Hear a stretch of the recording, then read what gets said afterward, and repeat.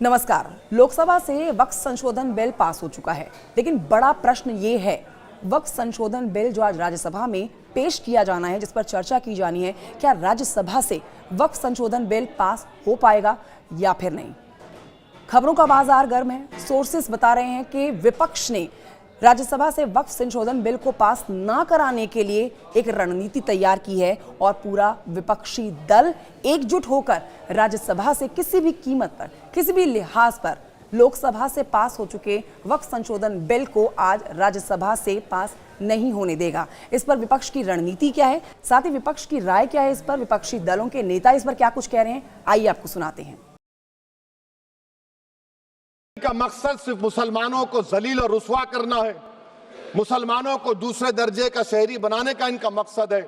Sir, अगर आप history को पढ़ेंगे तो महात्मा गांधी उस वक्त के व्हाइट अफ्रीका में सफेद फम अफ्रीका के कानून को महात्मा गांधी ने कहा था कि ये मेरा कॉन्शियंस इसको मानता नहीं, मैं इस कानून को कबूल नहीं करता हूं। तो महात्मा गांधी ने क्या किया, उन्होंने उस कानून को फाड़ दिया। तो मैं गांधी की तरह इस कानून को फाड़ता हूं। ये अनकॉन्स्टिट्यूशनल है सर। इस देश में झगड़े पैदा करने का काम बीजेपी करना चाहती है मस्जिद और मंदिर के नाम पर, इसीलिए मैं इसका कंडेम करता हूं और मैं आपसे गुजारिश करता हूं कि मैंने अपने 10 अमेंडमेंट दी है, आप इसको कबूल करिए सर, मुझे बोलने का मौका दीजिए और उस पर डिवीजन का मैं डिमांड भी करूंगा। Thank you sir. अध्यक्ष जी, मैं अपनी बात को शुरू करने से पहले, क्योंकि राजकुमार भी इस बात को कह रहे थे, ये 2 अप्रैल का दिन विशेष है सर। मैं जेल में था सहारनपुर, 2 अप्रैल 2018 को आंदोलन हुआ, 13 नौजवानों ने शहीदगी दी सर।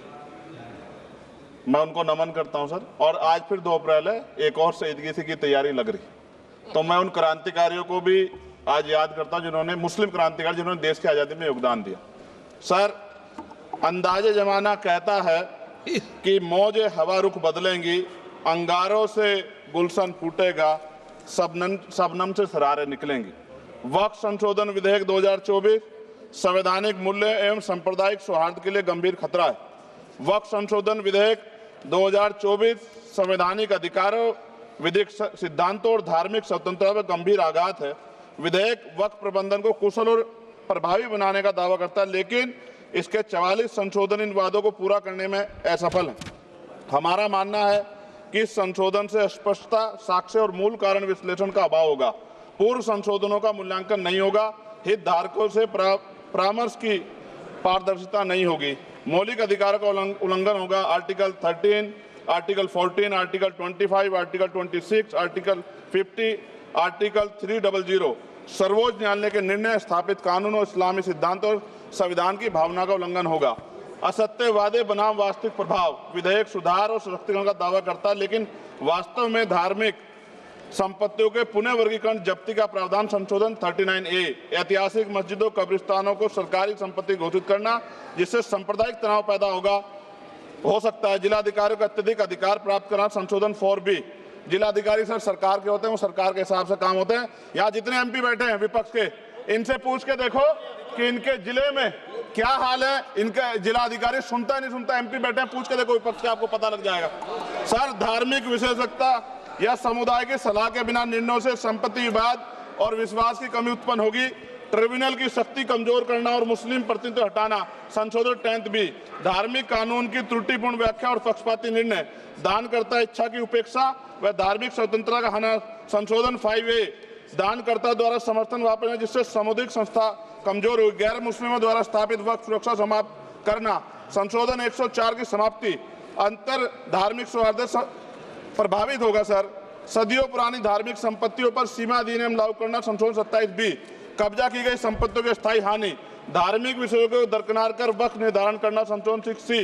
धार्मिक ज्ञान के अभाव में संपत्तियों का गलत वर्गीकरण, पंजीकृत वक्फ घोषणाओं को अपराध घोषित करना, संशोधन 312। भय के माहौल में धार्मिक दान में गिरावट, मनमाने सर्वेक्षण को और वर्गीकरण की अनुमति देना, संशोधन 8A। धन्यवाद वकील साहब। सर, अभी पूरा दो जाने दो। सारी धाराएं पढ़ दोगे आप तो? सर, 2 मिनट में खत्म करूंगा और ये इंपॉर्टेंट है सर, मौका दीजिए सर।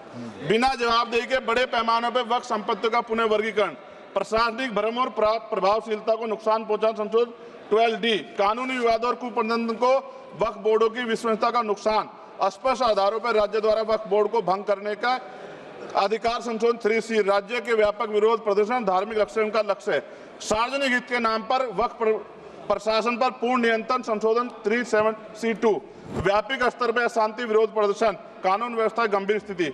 सर, सरकार के उद्देश्य से नजर आता है मुस्लिम समुदाय के योगदानों पर नियंत्रण स्थापित करना, मुसलमानों को उनकी वक्फ संपत्ति वंचित करना, वक्फ स्थापित करने के अधिकार पर प्रतिबंध लगाना, वाकिफ और मुतवल्ली की इस्लामी परिवर्तन करना। इस विधेयक को वर्तमान रूप से स्वीकार करें और समावेशी परामर्श कानून स्पष्टता संवैधानिक धार्मिक सुरक्षा सुनिश्चित करें। सर, ये तो बिल पे था सर, क्योंकि आप कहते हैं बिल पे बोलना चाहिए 2 दिन नहीं, लेकिन सर मैं सुबह से सुन रहा हूं सर 2-3 चीजें बोलूंगा सर। जो विद्वान सरकार मुसलमानों की कितनी हितैषी है सर, कुछ कह रहे हैं क्या?